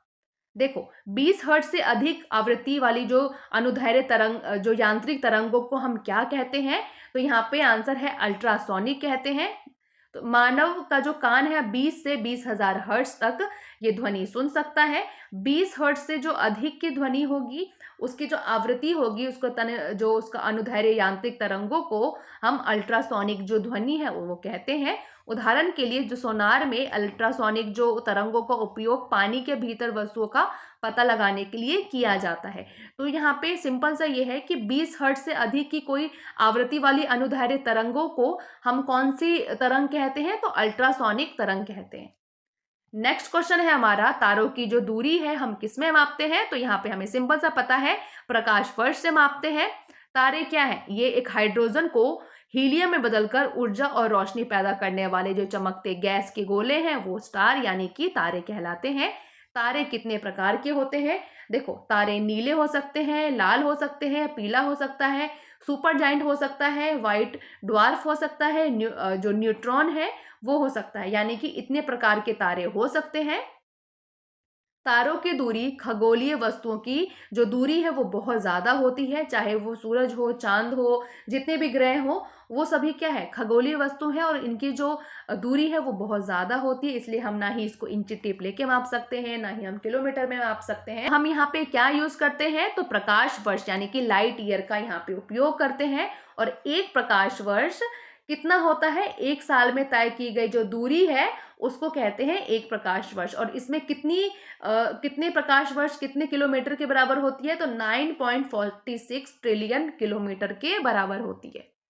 नेक्स्ट क्वेश्चन है अल्बर्ट आइंस्टाइन को किसके लिए नोबेल पुरस्कार से सम्मानित किया गया था, तो यहाँ पे आंसर है बी, प्रकाश विद्युत प्रभाव के लिए। तो देखो प्रकाश विद्युत प्रभाव की खोज अल्बर्ट आइंस्टाइन को इनको श्रेय जाता है, यानी कि इन्होंने इसकी खोज की थी, किसकी, तो प्रकाश विद्युत प्रभाव की। अब देखो उनको 1921 में इस खोज के लिए नोबेल पुरस्कार मिला था। किसमें? तो फिजिक्स में। अल्बर्ट आइंस्टाइन जर्मनी मूल के प्रसिद्ध वैज्ञानिक थे। उन्होंने सापेक्षा का सिद्धांत भी विकसित किया था जो क्वांटम यांत्रिक के लिए महत्वपूर्ण होता है। जन्म इनका कब हुआ था? 1879 में, और इनकी मृत्यु कब हुई थी? 1955 में। नेक्स्ट क्वेश्चन है, विद्युत मोटर विद्युत ऊर्जा को किसमें परिवर्तित करता है? तो यहाँ पे आंसर है मैकेनिकल ऊर्जा में परिवर्तन करता है। अब देखो विद्युत मोटर एक उपकरण है जो विद्युत ऊर्जा को यांत्रिक ऊर्जा में बदलता है। इसका उपयोग फैन, पंखे, मशीन और इंडस्ट्रियल जो उपकरण है उसमें किया जाता है। जब मोटर में विद्युत धारा प्रवाहित होती है तो इसके अंदर जो चुंबकीय क्षेत्र है वो उत्पन्न होता है, जिससे जो चीजें हैं वो घूमती है, यानी कि उसमें शक्ति आती है। नेक्स्ट क्वेश्चन है, रॉबर्ट कोच ने किसका आविष्कार किया था? तो यहाँ पे सीधा सा आंसर है टीबी और हानिकारक जो बैक्टीरिया है इसकी खोज किसने की थी? तो रॉबर्ट कोच ने की थी। देखो ए यहाँ पे आंसर है, रॉबर्ट कोच एक जर्मनी के प्रसिद्ध सूक्ष्म जीव विज्ञानी थे। इन्होंने टीबी और कॉलरा के जो रोग जनकों की खोज की थी। उनके द्वारा जो विकसित कोच के सिद्धांत है वो ये निर्धारित करता है, ये प्रयोग किया जाता है कि कौन सा जो सूक्ष्म जीव है किसी विशेष रोग का क्या कारण है, यानी कि ये पता लगाते हैं कि कोई जो सूक्ष्म जीव है उससे कौन सी बीमारी होती है। और इन्होंने मेनली टीबी और कॉलरा के जो जीवाणु हैं उनकी खोज रॉबर्ट कोच ने ही की थी, और इसी के लिए 1905 में इनको नोबेल का पुरस्कार दिया गया। धातु अच्छे क्यों संवाहक होते हैं, यानी कि सुचालक होते हैं बिजली के? देखो धातुओं में मुक्त इलेक्ट्रॉन होते हैं, ये इलेक्ट्रॉन आसानी से हिलते डुलते हैं जिससे बिजली प्रभावित करते हैं अपने अंदर। जो शीशा है वो कुचालक क्यों है? क्योंकि जो उसके जो इलेक्ट्रॉन है वो मुक्त नहीं होते, इसलिए बिजली नहीं बह पाती।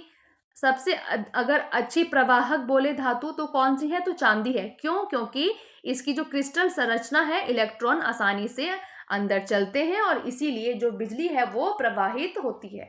तो सबसे अच्छा अगर विद्युत का चालक पूछे तो वो है चांदी। और शीशा कुचालक क्यों है? क्योंकि इसके जो अंदर के मुक्त इलेक्ट्रॉन है वो इलेक्ट्रॉन नहीं पाए जाते, एक दूसरे में ये आपस में जुड़े हुए होते हैं, बंधे हुए होते हैं। नेक्स्ट क्वेश्चन है, एक बैरल तेल लगभग कितने लीटर के बराबर होता है? तो यहाँ पे सिंपल सा आंसर है 159, यानी कि 159 के बराबर होता है। बैरल एक मापने की इकाई है जिसका इस्तेमाल हम किस में करते हैं? तो तेल या फिर ऑयल का जो आयतन है उसको मापने के लिए हम करते हैं। एक बैरल में लगभग 159 लीटर तेल पाया जाता है। दुनिया भर में जो मानक स्टैंडर्ड इकाई है आयतन मापने के लिए एम क्यूब, यानी कि क्यूबिक जो मीटर है उसका उपयोग किया जाता है। इसके अलावा आयतन को मापने के लिए हम लीटर का भी यूज करते हैं, गैलन का भी, ओंस का भी। लेकिन जो सबसे ज्यादा अगर हम मापने की इकाई पूछे तो वो क्या है? बैरल ही है। और एक बैरल में कितने लीटर होता है? तो 159 जो लीटर तेल है वो पाया जाता है। तो नेक्स्ट क्वेश्चन है, यदि एक छड़ी चुंबक को 3 भागों में काटा जाए तो कुल कितने ध्रुव पाए जाएंगे? तो यहाँ पे सिंपल सा आंसर है 6। कैसे? हर चुंबक के 2 हिस्से होते हैं, एक ऊपर वाला हिस्सा जिसको हम उत्तर कहते हैं, उत्तर ध्रुव, और जो दूसरा है वो है नीचे वाला जिसको हम कहते हैं दक्षिण ध्रुव। चुंबक अंदर से ऐसा बना हुआ होता है कि अगर उसको अकेला N या फिर उसको अकेला S नहीं मिल सकता, यानी कि एक ध्रुव को हम अलग नहीं कर सकते। जब आप चुंबक को काटते हो तो हर टुकड़ा अपने आप एक नया छोटा चुंबक बन जाता है, जिस कारण एक चुंबक को 3 हिस्से अगर काटेंगे तो उसमें 3 में 2, यानी कि हर चुंबक के 2 साइड होंगे, जिसमें से आंसर होगा 6। नेक्स्ट क्वेश्चन है, यदि कोई शरीर खोखला है तो उसका जो गुरुत्वाकर्षण केंद्र है वो कहाँ स्थित होगा? तो यहाँ पे आंसर है जो सामग्री है उसके बाहर, यानी कि बाहर की तरफ। अब देखो कैसे। अब यहाँ पे बी आंसर है, जब कोई वस्तु है वो खोखली या फिर हॉलो होती है तो उसके अंदर की जो ठोस सामग्री वो उसके अंदर नहीं होती, इसलिए वो खोखली होती है। ये तो सिंपल सी बात है। लेकिन गुरुत्वाकर्षण जो केंद्र है वो उस टाइम पे अंदर भी हो सकता है और बाहर भी हो सकती है। लेकिन अगर जो खोखली चीज है जैसे हॉलो बॉल हो गई या फिर खाली बॉल हो गई, रिंग या फिर फ्रेम, तो उनका जो भार है वो दीवारों में होता है, बीच का जो भाग है वो खाली होगा। ऐसे में जो गुरुत्वाकर्षण है वो खाली जगह पर भी आ सकता है जहां पर कोई भी मास मौजूद ना हो।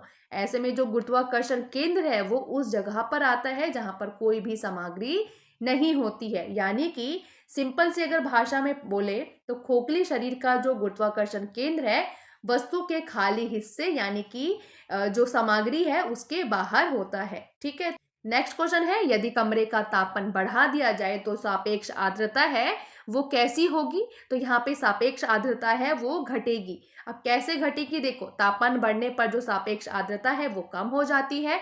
जैसे कारण क्या है? गर्म हवा अधिक जल वाष्प धारण कर सकती है, यानी कि सापेक्ष आर्द्रता हवा में मौजूद जो वास्तविक नमी है और बट्टे में उस तापमान पर जो नमी धारण करने की अधिकतम क्षमता है वो उसके बराबर होता है।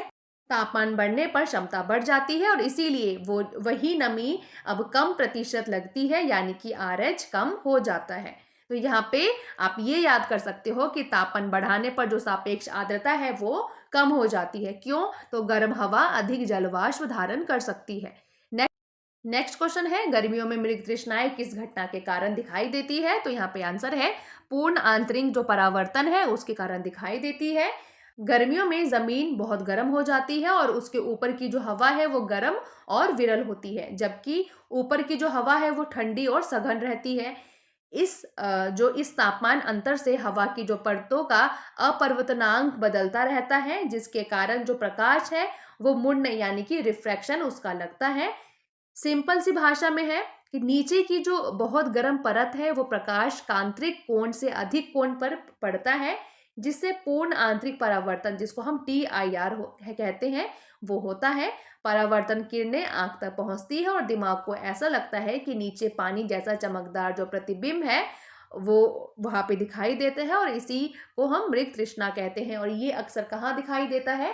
तो जो रेगिस्तान वाला इलाका है, जो बहुत गर्म इलाका होता है, वहां पे आपने देखा होगा कि मृग तृष्णा जैसी जो चीजें हैं वो आमतौर पर ये घटना आपको देखने को मिलेगी अगर आप उस तरफ जाओगे तो। नेक्स्ट क्वेश्चन है, दृश्य स्पेक्ट्रम में किस रंग की जो तरंग दैर्घ्य है वो सबसे लंबी होती है? तो यहाँ पे आंसर है लाल रंग की जो तरंग दैर्घ्य है सबसे लंबी होगी। दृष्टि स्पेक्ट्रम में जो लाल यानी कि रेड रंग की जो तरंग दैर्घ्य है वो सबसे लंबी होगी। इसके लिए सबसे लंबी जो वेवलेंथ होने के कारण ये सबसे दूर तक, जो लाल रंग है वो सबसे दूर तक दिखाई देती है। ध्वनि किस माध्यम से सबसे तेजी से यात्रा करती है? तो ठोस के माध्यम से सबसे तेजी से यात्रा करती है, ये हमने पढ़ा भी था।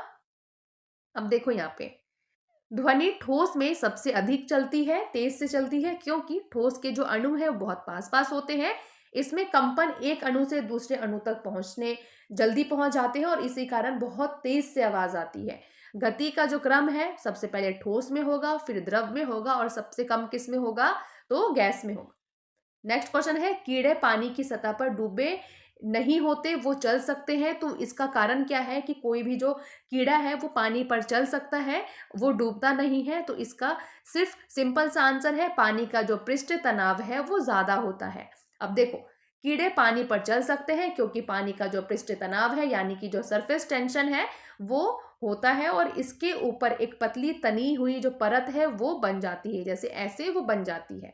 वो इतनी मजबूत होती है कि कोई भी जो कीड़ा है वो उस पे चल सकता है, लेकिन वो उतनी भी ज्यादा मजबूत नहीं होती कि अगर आप चलना चाहो तो आप भी चल सकते हो, आप डूब जाओगे।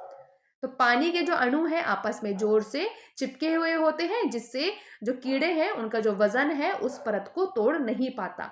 वाटर जो स्ट्राइडर है, जैसे कीड़ों पर जो उनके जो पैर हैं वो हल्के और चौड़े होते हैं और सतह तनाव को तोड़े बिना वो तैरते हैं, यानी कि वो चल सकते हैं। कई कीड़ों के जो शरीर पर केराटिन की परत होती है जिससे पानी फिसल जाता है और वो गीले होने पर भी नहीं डूबते। तो ये कारण है मेनली।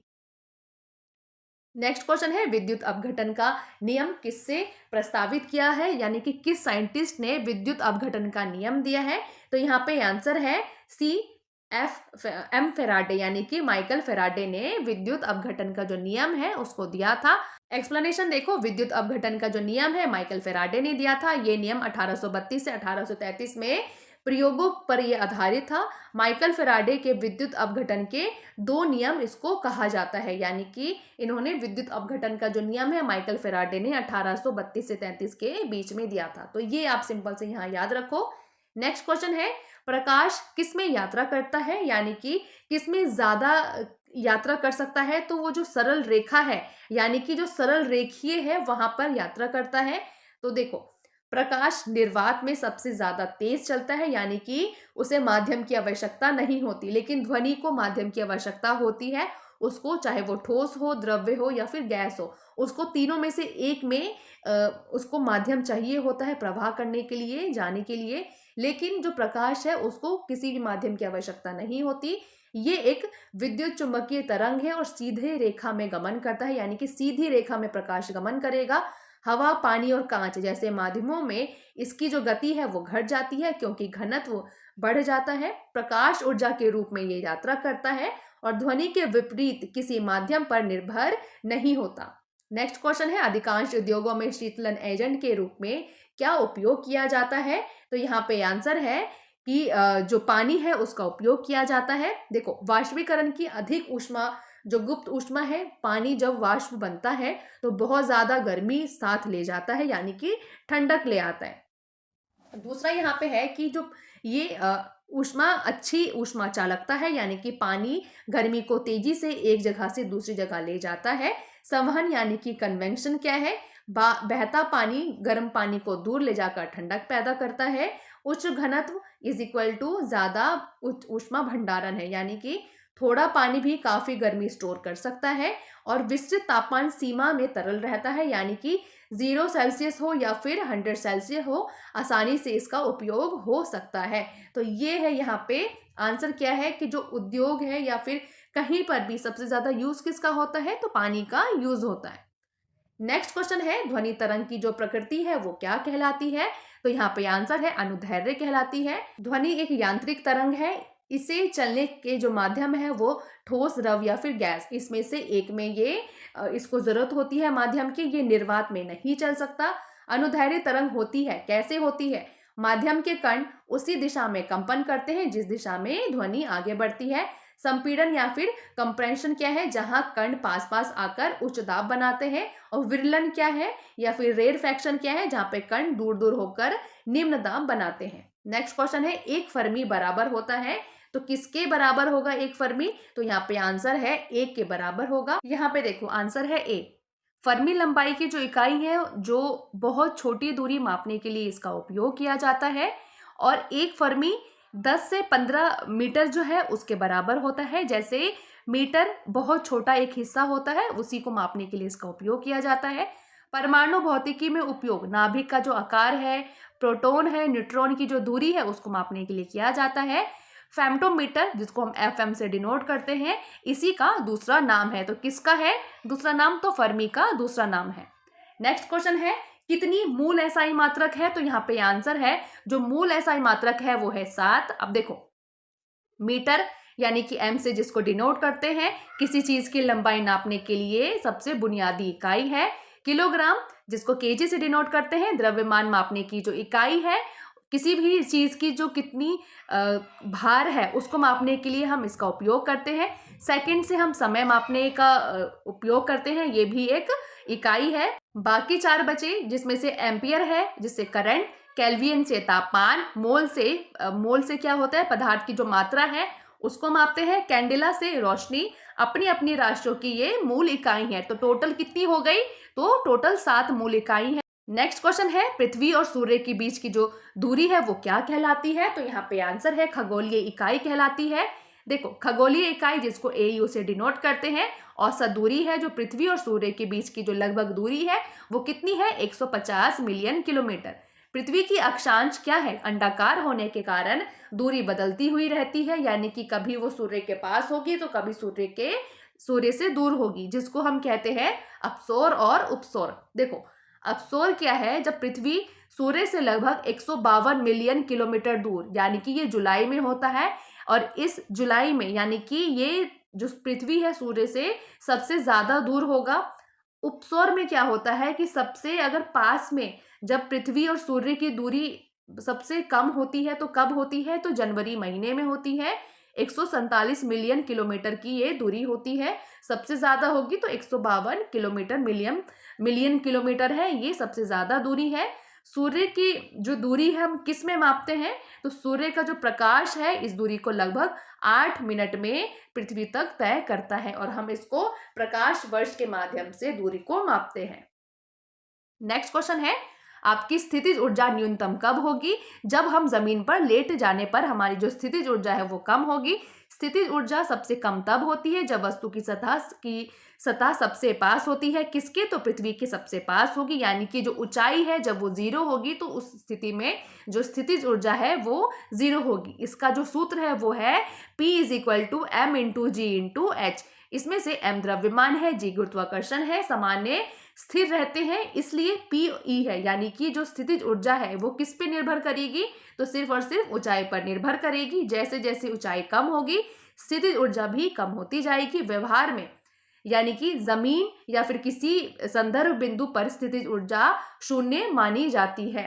नेक्स्ट क्वेश्चन है, शुद्ध जल का हिमांक यानी कि तापमान क्या होता है? तो यहाँ पे जो शुद्ध जल है उसका हिमांक होगा 0 डिग्री सेल्सियस। देखो, शुद्ध जल का हिमांक 0 डिग्री सेल्सियस है, फ़ारेनहाइट में 32 डिग्री फ़ारेनहाइट है, केल्विन में 273.15 केल्विन ये होता है। ये तीनों आप याद कर लो। तीनों में से एक चीज पूछेगा, सेल्सियस में पूछेगा तो 0, फ़ारेनहाइट में पूछेगा तो 32, केल्विन में पूछेगा तो 273.15।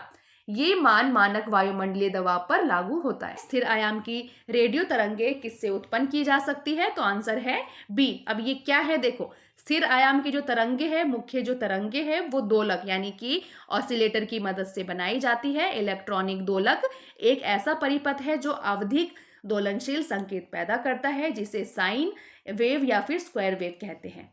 सही फीडबैक वाले जो दोलक हैं जैसे कि FET दोलक स्थिर और निरंतर आयाम वाली जो तरंगे हैं वो उत्पन्न करती हैं।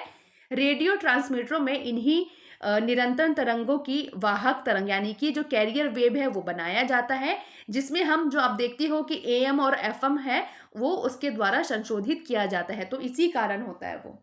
नेक्स्ट क्वेश्चन है, हुक का जो नियम है वो किससे संबंधित है? तो जो हुक का नियम है वो तनाव से संबंधित है। देखो, हुक का नियम प्रत्यास्था से संबंधित है यानी कि तनाव से संबंधित है, यानी किसी वस्तु पर बल लगाने पर वो कितनी खिंचती है या फिर कितनी दबती है, तो यही बताता है हुक का नियम। बल यानी कि बल यानी कि F, विस्थापन यानी कि x का सीधा संबंध होता है। जितना खींचोगे जितना दबाओगे उतना ही बल लगेगा। अगर हम न्यूमेरिकल फॉर्म में पूछे तो उसमें होता है F = K × में x, जहां पे F क्या है? तो बल है। इस नियम के अनुसार प्रतिबल यानी कि स्ट्रेस उत्पन्न विकृति स्ट्रेन के सीधे अनुपाती होती है, यानी कि प्रत्यास्थ सीमा के अंदर होती है। ये बताता है कि सामग्री बल पड़ने पर कैसे बदलती है। बल हटाने पर फिर से वो अपने मूल आकार में लौट जाती है जब तक वो प्रत्यास्थ सीमा के अंदर रहती है, यानी कि जितनी ज़्यादा बल लगाओगे उतनी ज़्यादा वहाँ पे दबाव पड़ेगा, उतनी ज़्यादा वहाँ पे खिंचाव पड़ेगा। नेक्स्ट क्वेश्चन है, बैरोमीटर में अचानक गिरावट का जो संकेत है वो क्या होता है, यानी कि वो क्या बताता है जब अचानक से बैरोमीटर में गिरावट होती है स्केल में? तो यहाँ पे सिंपल सा है कि बहुत तेज आंधी आने वाली है, तो ये संकेत होता है। बैरोमीटर में अचानक अगर जो स्केल है वो नीचे गिर जाता है तो इसका मतलब है तेज तूफान, तेज हवाएं और जो भारी बारिश है वो आने वाली है। ये निम्न वायुदाब बनाता है जिससे मौसम अस्थिर हो जाता है। चुंबक के भीतर चुंबकीय क्षेत्र की जो दिशा है वो क्या होगी? तो यहाँ पे आंसर है दक्षिण से उत्तर की ओर होगी।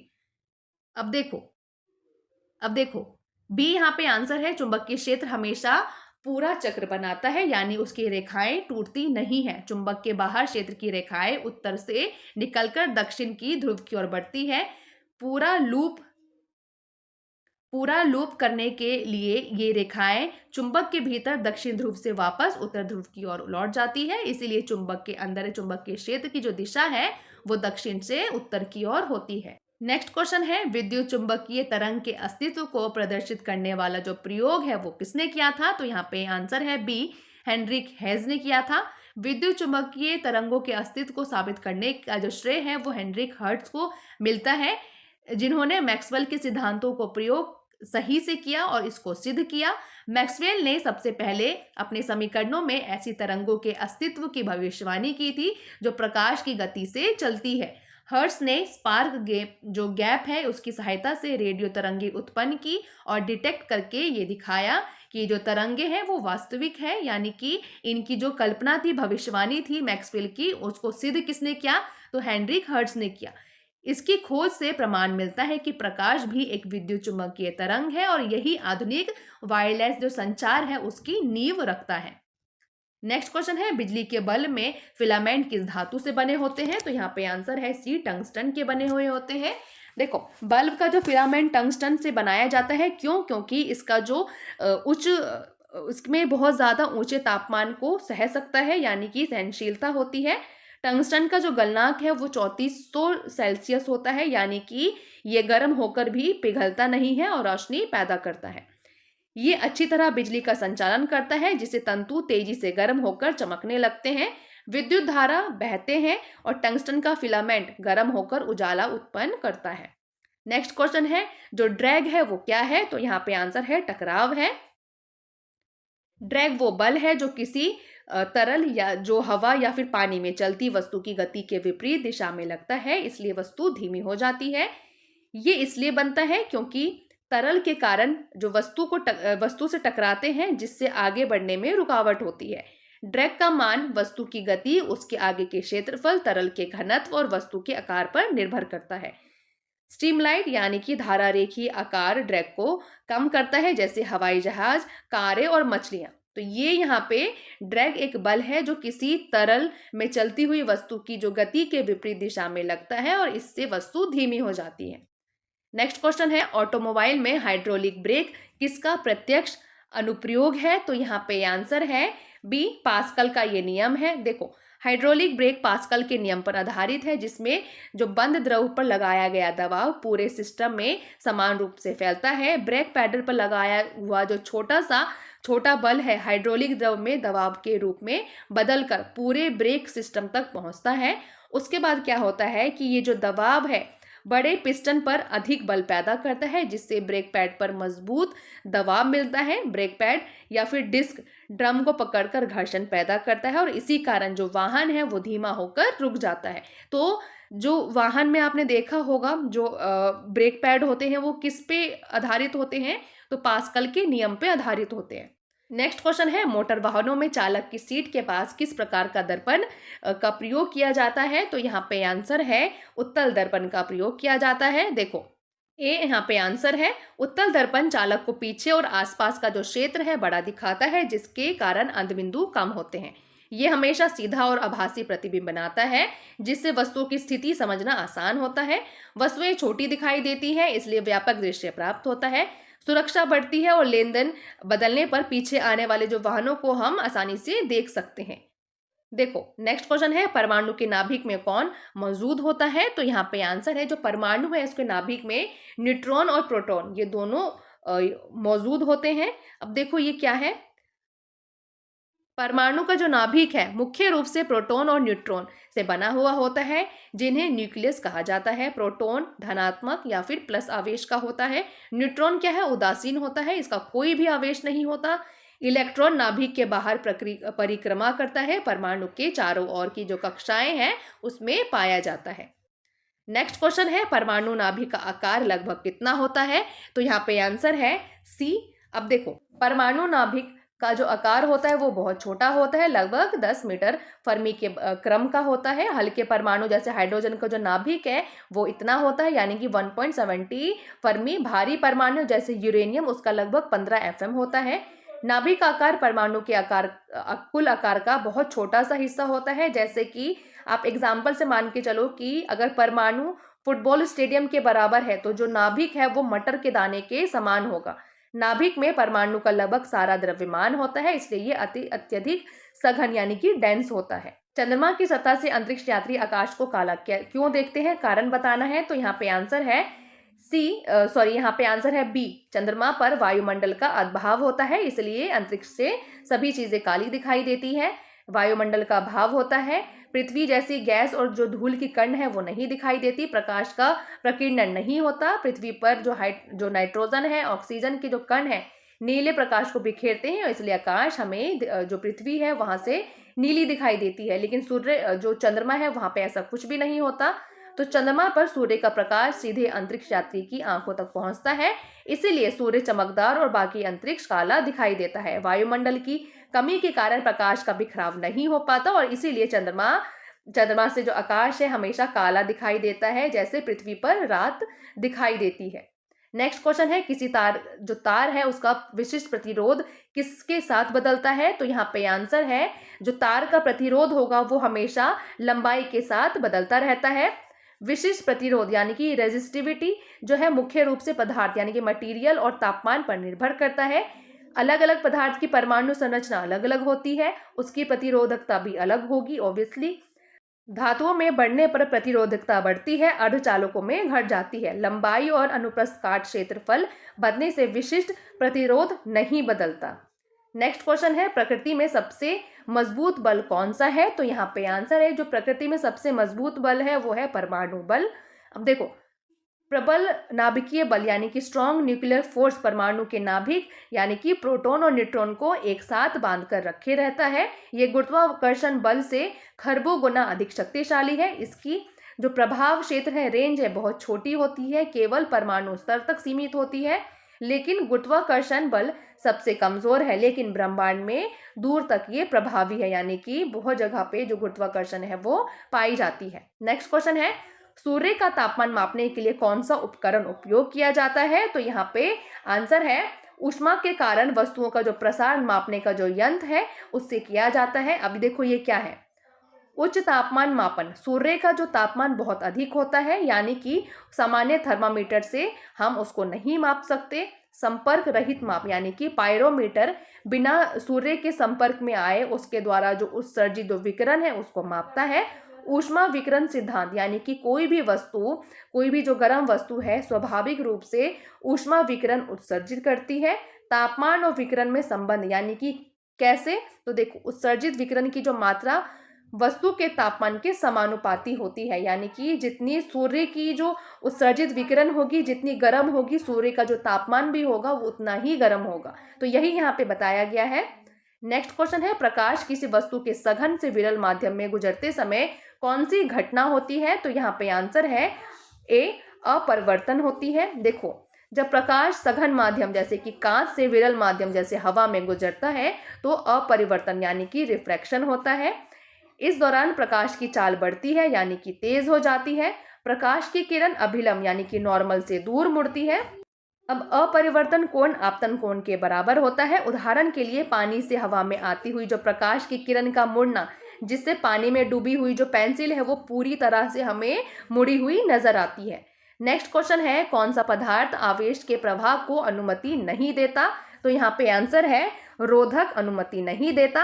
अब देखो, जो विद्युत रोधी पदार्थ वे होते हैं जो विद्युत धारा को गुजरने नहीं देते। इसमें इलेक्ट्रॉन मजबूती से बंधे हुए होते हैं, अपने आवेश आसानी से नहीं चलाते, यानी कि उसमें जितने भी इलेक्ट्रॉन होंगे वो आपस में बंधे हुए होंगे, जैसे कि रबड़, प्लास्टिक, लकड़ी, कांच, हवा और कागज।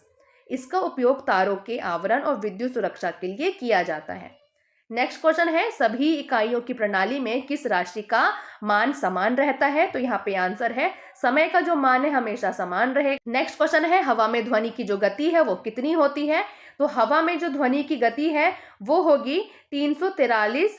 अब देखो ये क्या है, हवा में ध्वनि की जो गति है तापमान पर निर्भर करती है। तापमान बढ़ने पर जो गति है वो बढ़ेगी। सामान्य तापमान यानी कि 20 डिग्री सेल्सियस पर जो ध्वनि है वो 343 होती है, जबकि 0 डिग्री पर 331 ये रह जाती है। गति को प्रभावित करने वाले मुख्य कारक कौन कौन से हैं? तापमान, आर्द्रता और माध्यम। ध्वनि यांत्रिक त्वरण है, यानी कि हवा गर्म के कारण जो तेजी से कंपन करते हैं और इसलिए ध्वनि तेज चलती है। नेक्स्ट क्वेश्चन है, घड़ी के क्वार्ट्ज क्रिस्टल का जो कार्य किस पर आधारित होता है? तो यहाँ पे आंसर है, पीजो इलेक्ट्रिक जो प्रभाव है उस पर निर्भर करता है, उस पर आधारित होता है। देखो, क्वार्ट्ज क्रिस्टल पर पीजो इलेक्ट्रिक प्रभाव के कारण बिजली मिलने पर वो जो निश्चित आवृत्ति का कंपन करने लगता है, ये आवृत्ति लगभग 32,768 हर्ट्ज होती है, जो बेहद स्थिर और सटीक होती है।